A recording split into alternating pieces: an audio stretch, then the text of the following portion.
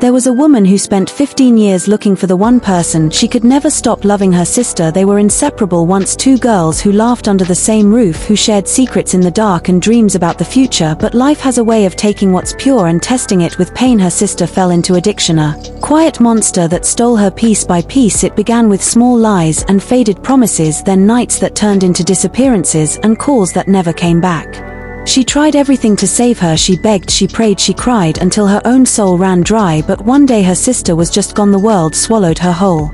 15 years passed. The woman learned to live, but she never stopped searching. Every shelter, every rehab, every hospital. She walked through cities carrying her sister's photo like a compass. She would talk to strangers, to street workers, to police officers. She never stopped believing that maybe somewhere out there her sister was still breathing, still fighting, still needing someone to find her. People told her to let go, that it was time to move on, but love doesn't obey time, it only remembers. Then one night she got a call. A woman's voice, shaky, broken, said, "I think I know your sister." She found her in a small recovery home, thin, fragile, but alive, her hair grey, her eyes tired, yet there was still a spark, the same spark she had seen in their childhood. The moment they saw each other, it was like time stopped. 15 years of silence collapsed into one long embrace. They both cried until the room felt lighter. The woman whispered, "I never stopped looking for you," and her sister said, "I never stopped hoping you would." For the first time in years they sat side by side watching the sunrise. The woman realized that forgiveness was not about forgetting, it was about believing that love can still win even when everything else fails. There were mornings when she would wake up and for a moment forget how many years had passed between them. The room felt lighter now. Sunlight touched her face and she would hear her sister's soft voice again, the same voice that once used to fill their childhood home with laughter. It was fragile now, but still alive, still carrying warmth she had once thought she would never hear again. Every day since finding her felt like a borrowed miracle. She would sit with her sister during recovery sessions and listen to her stories of nights she didn't remember, days that slipped through the cracks and faces that came and went like ghosts. Sometimes she would cry, sometimes she would just stare out the window and say, "I don't know why I'm still here," and she would answer, "Because you were meant to be found."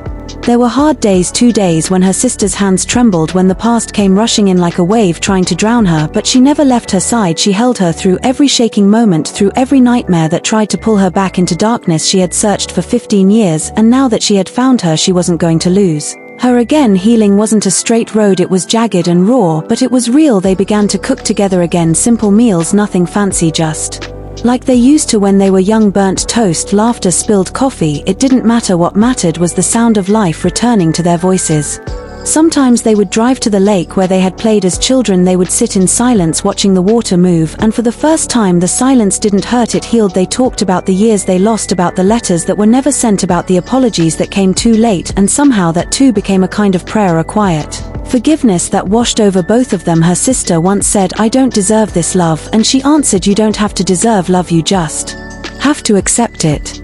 Months passed. The color slowly returned to her sister's cheeks. Her eyes no longer looked haunted. She started volunteering at the rehab center, helping others find their way out of the same darkness that almost took her. The woman watched her with pride, and something inside her finally exhaled. 15 years of searching had turned into a lifetime of rebuilding. Sometimes at night, she would still wake up afraid that it had all been a dream, that she would open her eyes and the room would be empty, but then she would hear her sister breathing softly beside her, and she would smile because it was real this time. It was real. She learned that healing doesn't mean forgetting, it means learning to live with the scars and still finding beauty in them. One evening her sister looked at her and said, "You saved me," but she shook her head and said, "No, you saved yourself. I just never stopped believing that you could." And they both smiled because they knew the truth, that love doesn't end when someone is lost, it just waits quietly until it is found again.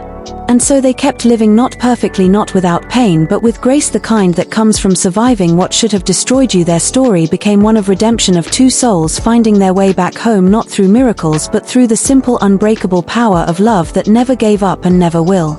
There came a time when the woman realized that healing was not only about what they had survived, but about what they could now give back to the world. Her sister had found strength in helping others, and it was contagious. She saw in her a fire that had once been almost extinguished, now burning quietly but steadily. Every morning they would drive to the center where her sister volunteered. The smell of coffee mixed with the soft hum of conversations, the faces there were tired but hopeful, each carrying a story too heavy for words and yet somehow lighter when shared. She watched as her sister listened to them, not with pity but with understanding, the kind that can only come from walking through the same fire and surviving it. The woman herself began to speak to families who were still searching, just as she once did mothers, sisters, wives who carried photos in their wallets and hope in their hearts. She would tell them, I know the waiting, I know the sleepless nights, I know how silence can sound like goodbye, but don't stop believing because love can reach places you cannot. She became a quiet beacon, a voice that trembled but still spoke, because the truth is courage doesn't always roar, sometimes it's just a whisper that says keep going.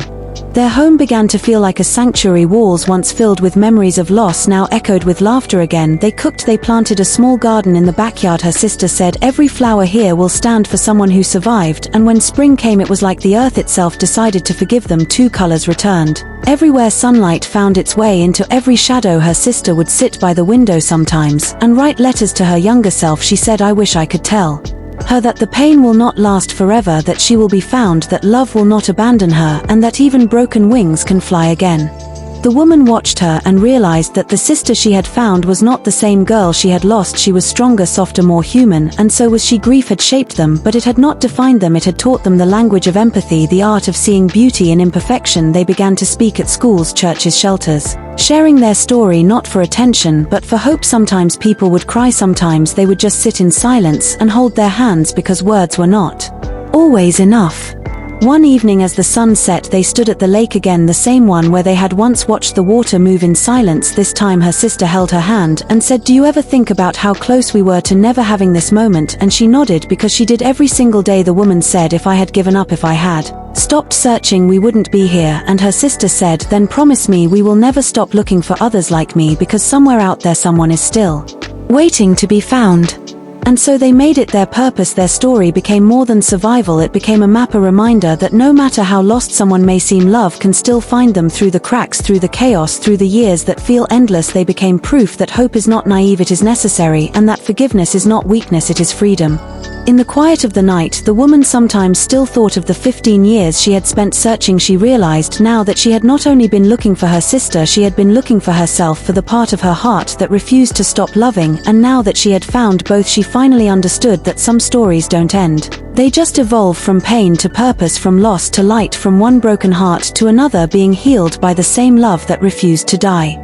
Time moved softly after that, like an old song played from far away. The woman and her sister had turned their pain into something living, something that could touch others. They called it the home of second chances, a small foundation built not with money but with love. Every wall carried a story, every room carried hope. Women came there, broken, lost, trembling, and left with light in their eyes. Again her sister would welcome them with a smile that carried the memory of her own darkness. She would say, I know where you've been, but I also know where you can go, because I was there once too. The woman would sit with families who had come to find someone or forgive someone, and she would tell them that even in the deepest night, love still remembers the way home.